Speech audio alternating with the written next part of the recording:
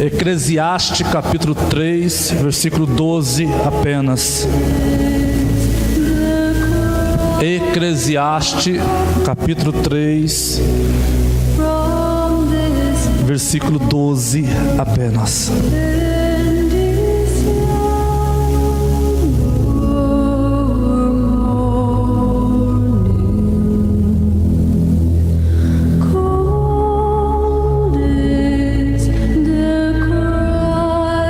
Versículo 12, eu vou ler o 13 também, versículo 12 e 13.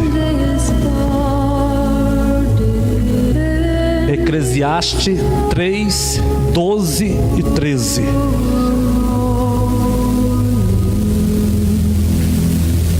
Amém? Sei que nada há melhor para o homem do que alegrar-se e ter uma vida feliz. Versículo 13. E também que é dom de Deus que possa o homem comer, beber e desfrutar do bem do seu trabalho. Amém. Amém. Salomão começa dizendo que é dom de Deus quando você é feliz. E Salomão diz: não há nada melhor para o homem do que ele ser alegre e ter uma vida feliz. Então a felicidade é dom de Deus para a nossa vida. A felicidade é plano de Deus para a nossa vida. E meditando nesta palavra, Jesus disse para mim: existem 5 caminhos que vão te levar a uma vida plena de felicidade. Existem 5 caminhos que vai fazer de você o homem mais feliz que já pisou nessa terra. Existem 5 caminhos que Deus vai nos dar esta noite que vai fazer de você, mulher, a mulher mais feliz que já pisou nessa terra. É projeto de Deus que você seja feliz. É projeto de Deus que você tenha uma vida regalada de felicidade. É projeto de Deus. E Jesus disse: existem 5 caminhos que vai levar os homens, ou então que vão levar os homens a ter uma vida de plena felicidade. Eu quero ser feliz. Tem mais alguém que quer? Muito feliz. O primeiro caminho para que você tenha uma vida de felicidade é: não seja passivo naquilo que falaram de você. Eu vou repetir: o primeiro caminho que leva alguém a ter uma vida de felicidade é ele não ser passivo em algo que falaram dele. O que é ser passivo? Ser passivo é concordar com aquilo que falaram de você. O primeiro caminho para você ser feliz é: não concorde com aquilo que falaram de você. Por exemplo, a mãe disse para o filho: você só vai me dar trabalho, e o filho recebeu aquela palavra. O marido disse para a esposa: a gente só vai sofrer aqui, e a esposa recebeu aquela palavra. O médico disse: vai ter que fazer tratamento, e o paciente recebeu aquela palavra. Quando nós recebemos uma palavra contrária, quando nós recebemos uma palavra de maldição, eu não posso concordar com aquela palavra, seja ela de qual pessoa vier. Eu não posso ser passivo com algo contrário que liberaram sobre a minha vida. Eu não posso concordar com uma sentença de maldição que lançaram sobre o meu casamento, que lançaram sobre o meu trabalho, que lançaram sobre a minha cidade, que lançaram sobre a minha igreja, que lançaram sobre os meus filhos. Se eu quero ter uma vida de felicidade, eu preciso aprender a rejeitar toda palavra contrária que alguém liberou sobre a minha minha vida, sobre a minha casa e sobre a minha família. Felicidade não cai do céu, felicidade não vem na mesa de ninguém de graça, felicidade se constrói, felicidade é construtivo. Se você quer viver anos de felicidade, comece a construí-la a partir desta noite. Porque tem muita gente que é passivo, e tudo que fala dele ele recebe, tudo que alguém libera de forma contrária ele aceita, tudo que alguém fala e ele sabe que é uma palavra contrária, ele sabe que é uma palavra de derrota, ela sabe que é uma palavra contrária e ela pega aquela palavra e ela aceita. Ela é passiva com a palavra contrária, ele é passivo com a vida errada que está levando, ela é passiva com os problemas que está enfrentando em casa, ou seja, ela está aceitando a derrota, ele está aceitando o problema, ele está aceitando a vida miserável que está levando, e a sentença é, ou seja, o discurso é: eu nasci para sofrer, eu nasci para carregar a minha cruz, é uma cruz que eu tenho que levar mesmo, eu tenho que aceitar isso. Não, querido, você não tem que aceitar isso, não tem. Você não pode ser passivo a uma vida ruim que está levando. Esta noite é noite de se levantar, pegar a sua espada e falar para Deus: Deus, eu creio numa vida de vitória, eu creio numa vida de felicidade, eu creio numa vida de milagre, eu creio numa vida de bênção, eu creio que o Senhor vai me usar. Eu acho que eu estou gritando um pouco, né? Vou abaixar o tom. Aleluia!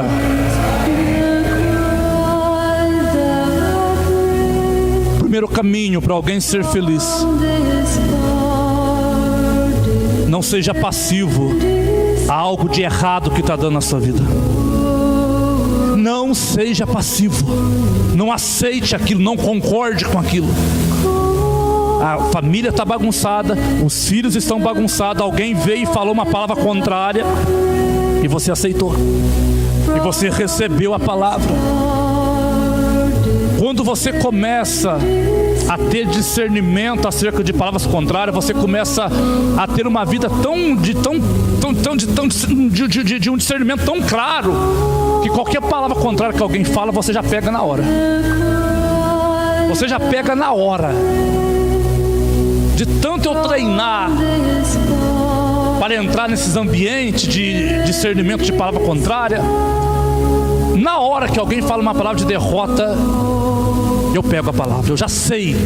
Eu digo: Deus, está repreendido em nome de Jesus. Está repreendido em nome de Jesus. Talvez você está enfrentando um problema semelhante esta noite, e você já concordou com essa situação, você já aceitou essa situação, e Deus vem aqui hoje dizer: não seja passivo. Se você quer ter felicidade amanhã, não aceite as maldições na tua vida, não aceite as maldições na tua casa, não aceite as maldições, não aceite, não aceite. O primeiro caminho para alguém ter uma vida de vitória, de felicidade, é não ser passivo. Quer ver um exemplo? Quem conhece a oração de Jabes? 1 Crônicas, capítulo 4, para ser mais exato, versículo 9 e 10. A Bíblia diz que quando Jabes nasceu, a mãe dele botou o nome de Jabes porque ele foi gerado, o seu nascimento, o seu parto foi dado com muita dor. Então Jabes no original hebraico significa o filho da dor, o filho que me trouxe dores, o filho que trouxe momentos ruins, o filho que me fez passar por isso. Então a mãe olhou para ele e falou: vai chamar Jabes.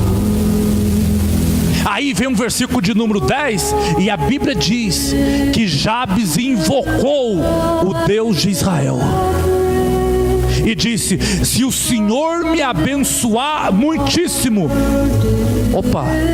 se o Senhor me abençoar muitíssimo, por que ele não disse: se o Senhor me abençoar mais ou menos? Se o Senhor me abençoar só um pouquinho? Não. Jabes disse: se o Senhor me abençoar muitíssimo, ampliar a minha tenda, eu quero mais terra, ampliar a minha habitação. E diz a Bíblia, antes do versículo 10 terminar, que Deus fez exatamente como Jabes orou. O senhor quer dizer o quê? Jabes é um exemplo clássico de alguém que não carregou a maldição sobre ele. A mãe disse: é filho da dor, me trouxe dores. Mas Jabes invocou a Deus e Deus mudou a sentença. Jabes invocou a Deus e Deus arrancou dele aquele fardo pesado. Jabes invocou a Deus e Deus arrancou dele aquela maldição. Deus arrancou dele aquela carga. Deus arrancou dele aquele problema. Deus arrancou dele aquela maldição. Deus arrancou dele aquela ruína. E tudo que Jabes orou, Deus respondeu e fez exatamente como ele orou. A Bíblia diz que Jabes invocou ao Senhor. Querido, é um versículo da Bíblia, não é o menor, mas é a oração mais curta da Bíblia.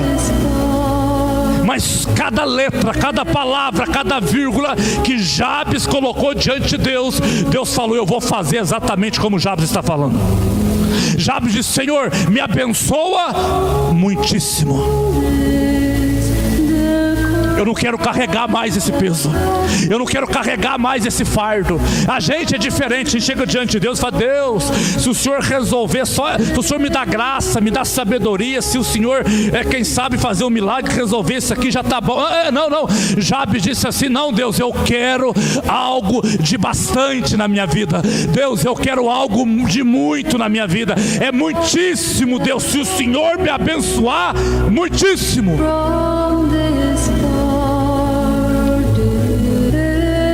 E Jabes disse: alarga a minha tenda, alarga minhas terras, amplia os limites das minhas terras. Alguém que tinha tudo para não dar certo na vida. E a Bíblia diz que Jabes se tornou, quem conhece? Se tornou o mais ilustre de seus irmãos. Aleluia. Você será o mais ilustre dos seus irmãos. Não, você não ouviu essa palavra. Você será o mais ilustre dos seus irmãos.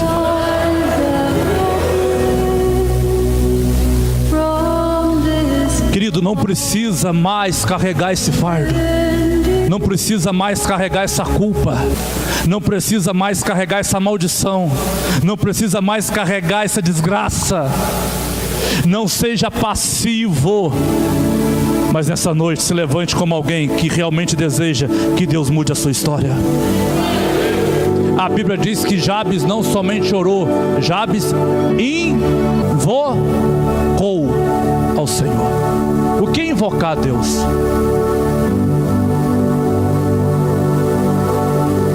Invocar tem diferença de orar. O que é invocar a Deus?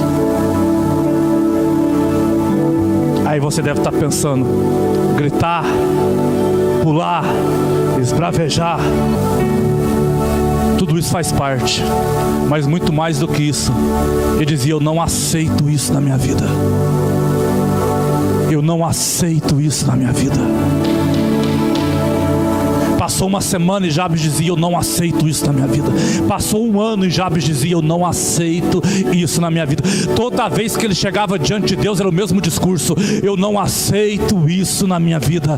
Eu não aceito esta maldição na minha vida. Eu não aceito esse fardo na minha vida. Eu não aceito essa desgraça na minha vida. E já era para ter dado glória. Eu não aceito este problema na minha vida. Eu não aceito esta maldição na minha vida. Não seja passivo. Fala para o teu irmão: não seja passivo a tudo que falaram de você. Prova para o falador que o teu Deus é grande. Prova para o falador que o teu Deus é grande. Prova para o falador que falou de você que o teu Deus é grande. Para de brigar com as pessoas na força. Invoca a Deus, que Deus vai reverter. Prova para ele que o teu Deus é grande.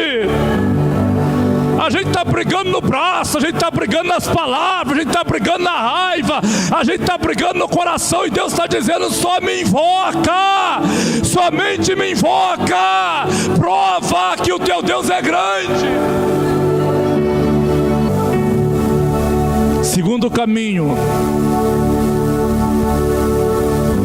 que vai te levar a uma vida de felicidade plena: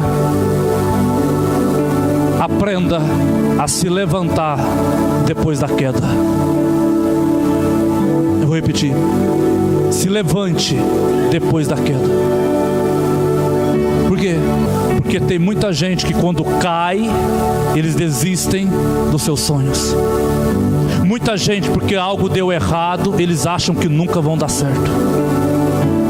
Muita gente, por uma simples tentativa, ou então devido ao passar do tempo, nada aconteceu ainda, tem muita gente desistindo. Tem muita gente achando que Deus não tem propósito. E quando alguém cai, normalmente fica prostrado. Porque o cair dele faz ele pensar que Deus não vai cumprir mais a palavra. O cair dele faz ele pensar que Deus não vai cumprir mais a promessa. O cair dele faz ele pensar que Deus não tem mais propósito na sua vida. O problema não está em cair, o problema está em cair e ficar prostrado. Qual é a diferença de Davi e Saul? Qual é a diferença de Davi e Saul? Davi caiu, e caiu feio. Mas qual foi o comportamento de Davi depois da queda? 7 dias em oração, jejum e sem raspar a barba e sem tomar banho. 7 dias. E foi lido o Salmo 51 aqui hoje: tira tudo de mim, mas não tira o teu espírito. Davi, quando caiu, ele correu para a presença de Deus e não foi pedir opinião para ninguém, ele foi buscar em Deus. Opinião que eu digo, querido, é quando a gente começa a ouvir conversas paralelas das pessoas, e as conversas paralelas enfraquecem a nossa fé. As conversas paralelas das pessoas vêm com um sentido de acusação, porque qualquer pessoa que Davi fosse conversar, alguém iria acusar ele. Então ele correu para a presença de Deus e se arrependeu. E Deus falou para ele: levanta daí, porque a minha obra na tua vida continua, e mais do que isso, você será chamado o homem que tem o segundo meu coração. E Saul caiu. Fala para o teu irmão: vai doer só um pouquinho agora. Saul caiu. Só que quando Saul caiu, qual foi o pecado de Saul? Ele ofereceu sacrifício que era somente para o sacerdote oferecer. Quem era o sacerdote da época? Samuel. Ofereceu o sacrifício. Veja que o pecado de Saul não é nem perto grave como o de Davi. Ele ofereceu o sacrifício que era para Samuel oferecer. Aí Deus desceu e: ei, Saul, você está errado. Aí sabe o que Saul fez? Errado não. Eu ofereci o sacrifício porque o culpado é Samuel, ele que se atrasou. O que tem a ver os dois homens? Davi está dizendo: Deus, eu sou pó, eu não falo nada, eu sou cheio de problemas, cheio de defeito, mas tem misericórdia de mim. Aí Saul: não, Deus, eu não tenho nada a ver com o negócio. O culpado é Samuel que se atrasou. Querido, você quer piorar a tua situação? Começa a botar a culpa nos outros. Vou repetir. Você quer piorar a tua situação? Começa a botar a culpa nos outros. A situação de Saul já estava uma desgraça. Aí começou a botar a culpa em Samuel. Eu estou nessa situação por culpa de Samuel. Deus, eu estou passando por isso porque o Samuel é o culpado. E não é assim que a gente faz. Eu não sei que lugar que você se encontra na tua vida agora, hoje. Mas não diga que você está nessa situação por culpa dos outros. Porque se você continuar falando para Deus que você está nessa situação por culpa dos outros, você só está piorando a tua situação. Nem eu que estou falando não. Está escrito. Nem eu não. Homem de Deus, mas o fulano pisou na bola comigo, o ciclano pisou na bola comigo. Ei, cada um tem uma história. Só que Deus não está perguntando para você quem pisou na bola com você. Deus só quer que você abra logo esse coração teu, para Ele entrar na tua vida e mudar a tua história. Lembra daquele homem que Jesus teve no tanque de Betesda? Quem lembra dele? Como que eu vou lembrar? O homem de Deus já tem mais de 2000 anos. Quem já leu sobre ele então? Lembra em João capítulo 5, se não me falha a memória. Jesus perguntou para o homem: quer ser curado? Uma pergunta simples, e o homem deveria dar uma resposta simples. Querido, é lógico, se você perguntar para o doente: quer ser curado? Qual é a resposta do doente? Que eu quero, sim. Mas o que o homem respondeu? Senhor, eu já estou aqui há 38 anos e não tem ninguém que me coloca no tanque. O homem está pondo a culpa nos outros. Ou seja, Jesus, eu estou nessa situação não é porque eu quero, porque ninguém me ajuda, porque os outros não me ajudam. Mas a pergunta é: será que não dava para ele rolar?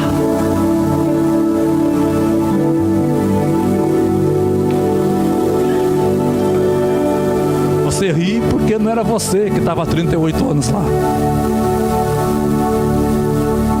E o homem está botando a culpa nos outros. O que Jesus queria é: rapaz, abre logo esse coração teu de pedra, porque eu quero mudar a tua vida. Sabe o que eu aprendo aqui também? Não coloque a tua felicidade atrelada aos outros. Não coloque a tua felicidade na mão de ninguém. Isso quer dizer o quê? Ora, quando você coloca a tua felicidade na mão de alguém, ou seja, quando você começa a culpar demais os outros, você está botando a tua felicidade na mão dele. Deus, eu não sou feliz por causa dele.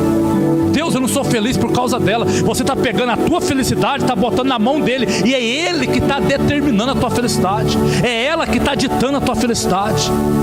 Você não é feliz, é por causa dos outros. Ou seja, você pegou a tua felicidade e botou na mão dos outros. Mas o que Jesus quer esta noite é: abra logo esse coração, passa uma esponja nesse passado teu, para de olhar para os outros, para de falar dos outros, para de pensar nos outros. A única coisa, talvez seja só isso que falta para você mudar de vida. A única coisa que falta, a única coisa que eu preciso é que você abra logo esse coração e deixe eu entrar, e a felicidade vai chegar na tua vida.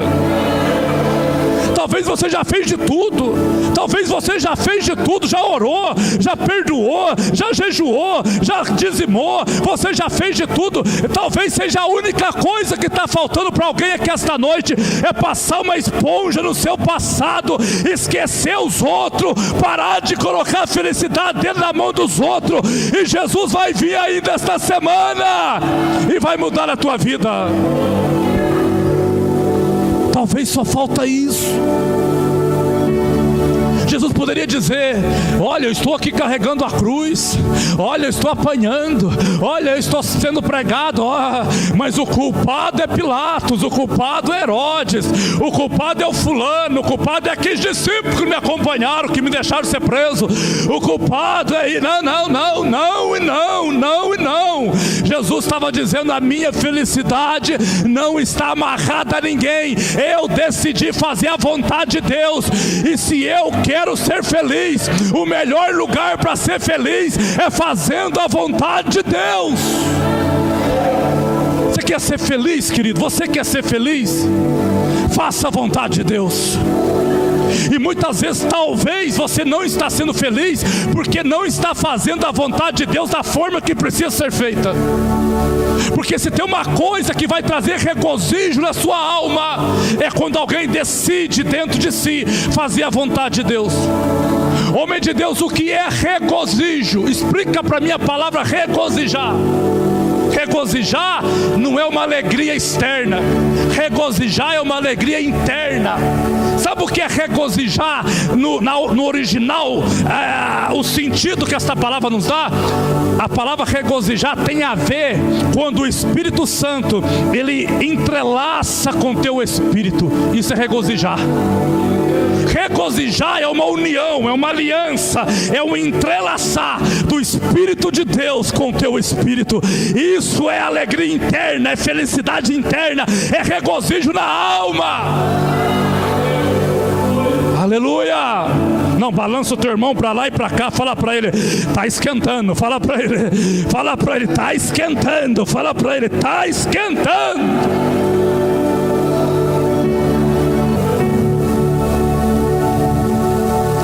Quer ter uma vida de felicidade? Desprenda logo do teu passado, enterra logo esse passado. E querido, talvez só falta isso. Eu estou nessa situação por causa do fulano, por causa do Bertano, e o homem está dizendo para Jesus, ninguém me coloca no tanque. Aí Jesus poderia dizer, tadinho, né? Não. Será que não poderia rolar, Marcos? Ou seja, existia sim algo que ele poderia fazer. E a única coisa que Jesus queria para ele é: para de olhar para os outros. Oh Jesus, tomei tanta pancada, mas no ministério, mas eu já tomei tanta pancada da família, inclusive, da família. Digo família, não é a minha esposa, são os meus irmãos. Mas eu tomei tanta pancada que eu não haveria razão de estar aqui hoje. Coisa feia, difícil. Se eu tivesse botando a culpa nos outros. Talvez é isso só que falta para você. Você sabe por quê que nós colocamos a culpa nos outros? Pode falar, vai doer mais um pouquinho, mas no dia de domingo é para doer mesmo. Isso aqui é uma palavra de bênção, vem na quinta, de hoje é para apanhar. Isso aqui é uma palavra, você sabe por que nós botamos a culpa nos outros? Também, ressentimento. Mas é porque nós não somos homens ou então mulheres suficientes.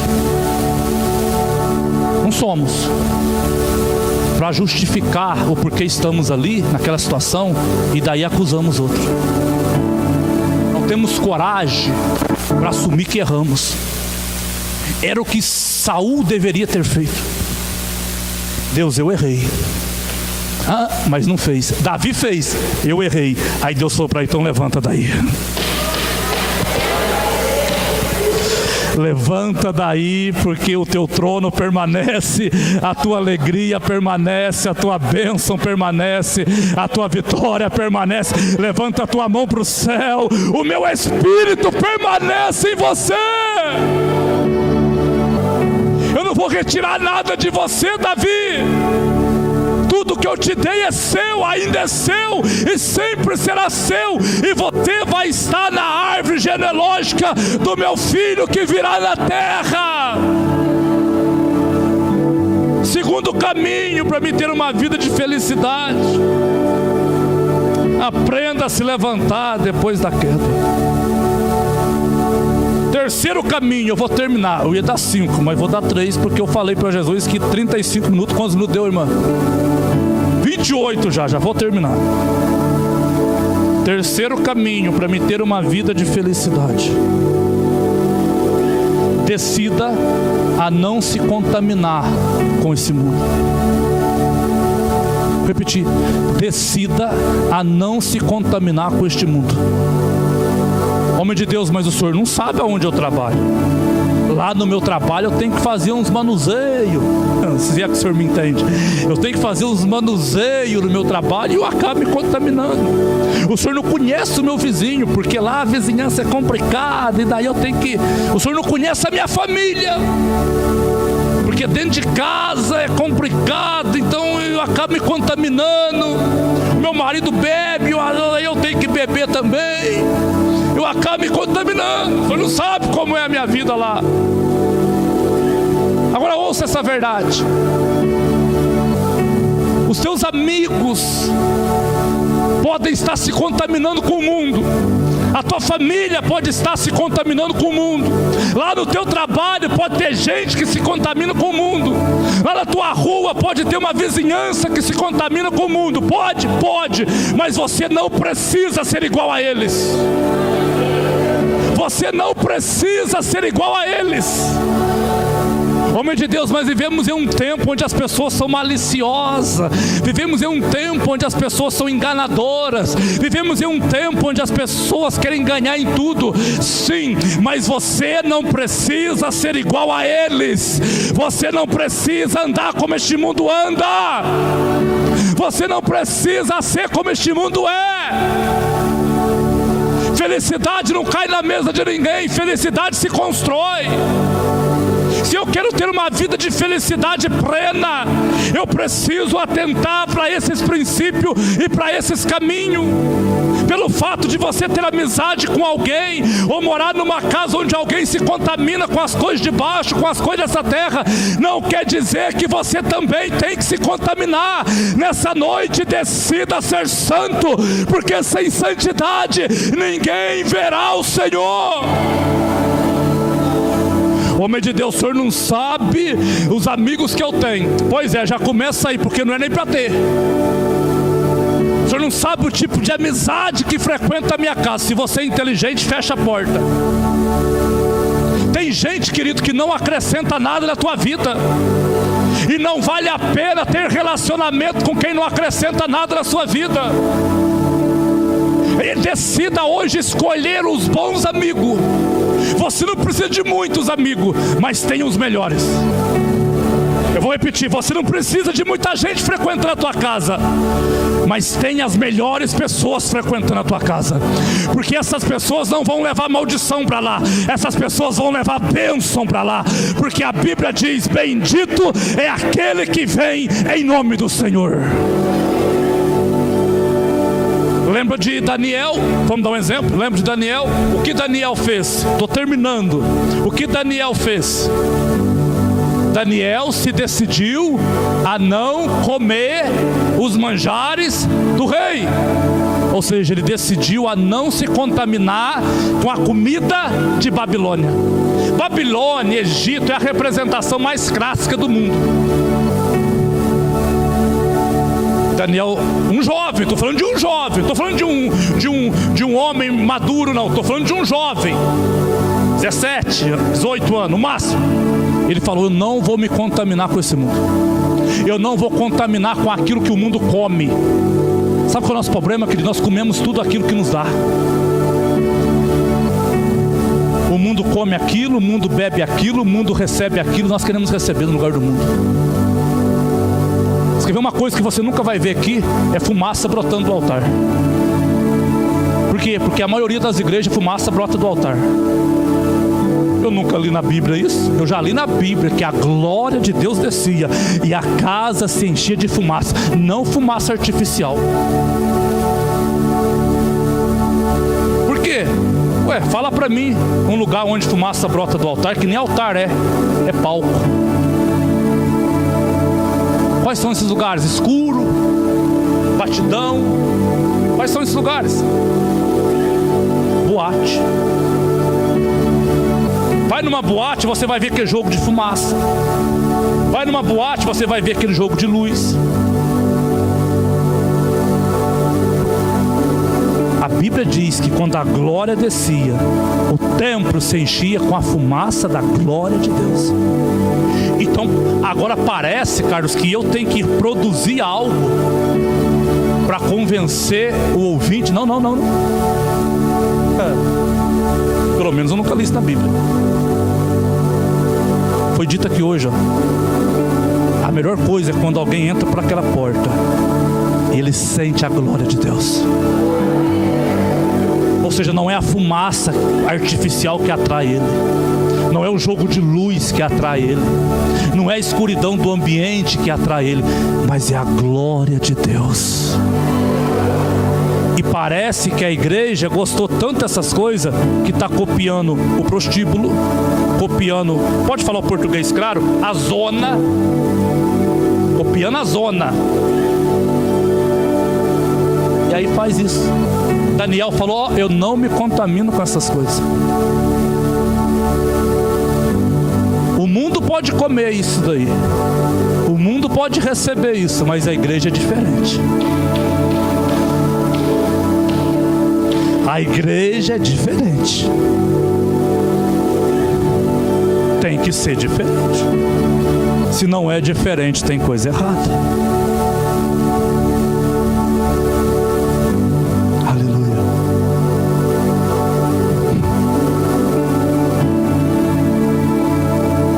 Por isso o livro do Apocalipse diz: Maranata, Maranata. Estamos vivendo os últimos dias da igreja. Os últimos dias. Porque a cada dia, a igreja, em vez de ganhar o mundo, é o mundo que está ganhando a igreja. A cada dia a igreja copia o que o mundo tem. Quem conhece uma igreja assim? Eu conheço várias. Várias. Homem de Deus aqui é para dar um tchan. Não, homem de Deus aqui é para deixar o ambiente mais gostoso. Não, homem de Deus. Mas quem diz que Deus precisa de ajuda? Quem diz que Deus precisa de um tchan? Quem diz que Deus precisa da minha ajuda para alguma coisa? A única coisa que Deus exige de mim é o quê? Uma vida de santidade. E não é eu que falo, não. O apóstolo Pedro falou sobre isso. Seja santo, porque Ele é santo. Sem santidade ninguém verá o Senhor. Vamos recapitular? Primeira coisa para você ter um caminho de felicidade: não concorde com a palavra de maldição. Segunda coisa, se levante depois da queda. E terceira e última coisa, decida a não se contaminar com esse mundo. Ficamos sobre os nossos pés.